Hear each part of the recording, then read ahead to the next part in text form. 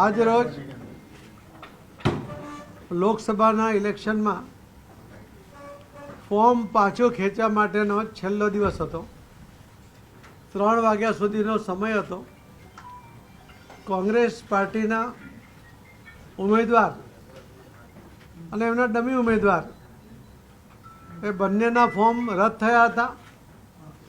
ત્યાર પછી ભારતીય જનતા પાર્ટીના ઉમેદવાર ભાઈ શ્રી મુકેશભાઈ દલાલ અને અન્ય 8 ઉમેદવારો હરીફાઈમાં હતા। એ 8 ઉમેદવારોએ કેટલીક પાર્ટીના કેટલાક અપક્ષ ઉમેદવારો હતા, એમણે આજે પોતાનો ઉમેદવારી પાછી ખેંચી લેવાને કારણે સુરત કલેક્ટરશ્રી દ્વારા શ્રી મુકેશભાઈ દલાલ જે 24 સુરત લોકસભાના ઉમેદવાર હતા એમને બિનહરીફ ચૂંટાયેલા જાહેર કર્યા છે।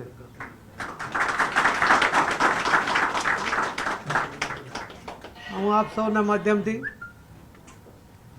સૌ ગુજરાતના ભાઈ બહેનોને પણ મેસેજ આપવા માગું છું કે ઇલેક્શન પહેલાં જ જે રીતે કોંગ્રેસે ડ્રામા કર્યો, પહેલો આક્ષેપ કર્યો કે એમના જે ઉમેદવારના ટેકેદારો હતા એમનું અપહરણ થયું છે, ઉમેદવારે પોતે એ વાતનું ખંડન કર્યું। એમણે ખોટી રીતે પણ ખૂબ પ્રેશર લાવવાનું વહીવટી તંત્ર ઉપર પ્રયત્ન કર્યો। મીડિયા દ્વારા પણ એમણે ગેરસમજો ઊભી કરવાનો પ્રયત્ન કર્યો, પરંતુ આજે સચ સામે આવ્યું છે। ભારતીય જનતા પાર્ટીના ઉમેદવાર શ્રી મુકેશભાઈ દલાલ બિનહરીફ 24 સુરત લોકસભામાં એ જાહેર થયા છે। હું શ્રી મુકેશભાઈ દલાલ એમને અને સૌ કાર્યકર્તાઓને ખૂબ ખૂબ અભિનંદન આપું છું।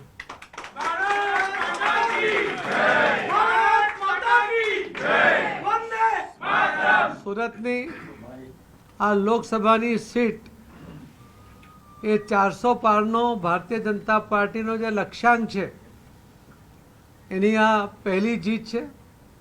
અમે આ જીત આદરણીય શ્રી નરેન્દ્રભાઈ મોદી સાહેબને અર્પણ કરીએ છીએ અને એની સાથે સાથે અમે વિશ્વાસ પણ અપાવીએ છીએ કે અમે સુરત લોકસભાના સીટ સિવાયની બીજી જે 25 સીટો છે એ પણ અમે જીતીને ગુજરાતના કુલ મળીને 26 કમળ એ મોદી સાહેબને અર્પણ કરવાના છે। ગુજરાતના સૌ ભાઈ બહેનો એમનું જે સમર્થન ભારતીય જનતા પાર્ટીને પ્રાપ્ત થાય છે એના કારણે ભારતીય જનતા પાર્ટીના કાર્યકર્તાઓ પણ ઉત્સાહમાં છે। મોદી સાહેબમાં અનેરો વિશ્વાસ એમનો છે। મોદી સાહેબને ગેરંટીમાં ગુજરાતના અને દેશના સૌ મતદાતા ભાઈ બહેનોને વિશ્વાસ છે।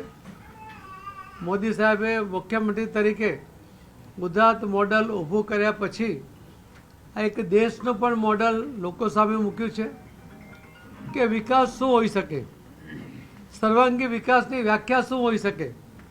સમાજમાં ભાગલા પાડવાને બદલે સૌનો સાથ સૌનો વિકાસ એવા સૂત્ર સાથે મોદી સાહેબ જ્યારે આ દેશનું ઇલેક્શન લડી રહ્યા છે ત્યારે જે જબરદસ્ત સમર્થન મોદી સાહેબને અને ભારતીય જનતા પાર્ટીને મળી રહ્યું છે એ દિવાલ ઉપર લખાયેલું સ્પષ્ટ વંચાય છે કે 2024ના લોકસભાના ઇલેક્શનમાં આ વખતે 400 પારનો લક્ષ્યાંક એ સહજતાથી એ પૂરો કરી શકીશું એવો મને વિશ્વાસ છે। હું ફરીથી સૌ ભાઈ બહેનોને અને જેમણે આમાં સમર્થન આપવા માટે પ્રયત્ન કર્યો છે એમને ખૂબ ખૂબ એમનો આભાર માનું છું। ભારતીય જનતા પાર્ટીના સૌ આગેવાનો એમને પણ ખૂબ અભિનંદન આપું છું અને આ પહેલું કમળનું ફૂલ મોદી સાહેબને આપતા ખૂબ ખૂબ ધન્યતા અનુભવું છું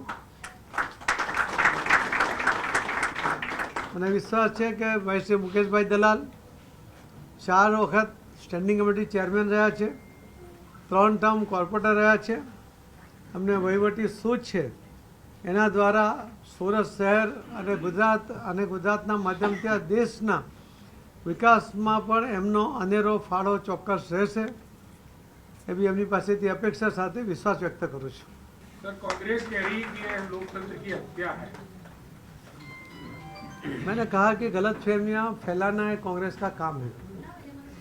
अगर हमारा कोई इन्वॉल्वमेंट है, हमने किसी का किडनैपिंग किया है, ज़बरदस्ती साइन किया है, तो उसका एक्सेप्ट सही है, मगर उसके ही कैंडिडेट, उनके ही समर्थक जब कहते हैं कि ये साइन मेरी नहीं हो, एफिडेविट करके कह रहे हैं, तो हम तो उनको कभी मिले नहीं, हमने उनको देखा नहीं, तो ये कांग्रेस को देखना चाहिए।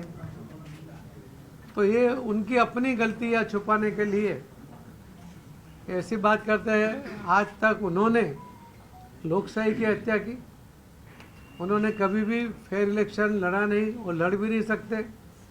आज भी उसका उत्तम उदाहरण हमारे सामने है। सर, ये कांग्रेस के लिए ऑपरेशन लोटस का पहला भाग है।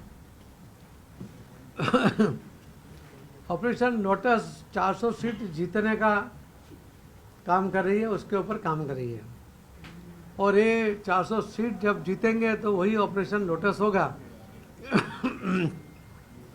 कोई एक सीट के लिए ऐसा ऑपरेशन करना वो भारतीय जनता पार्टी का कभी स्वभाव नहीं रहा।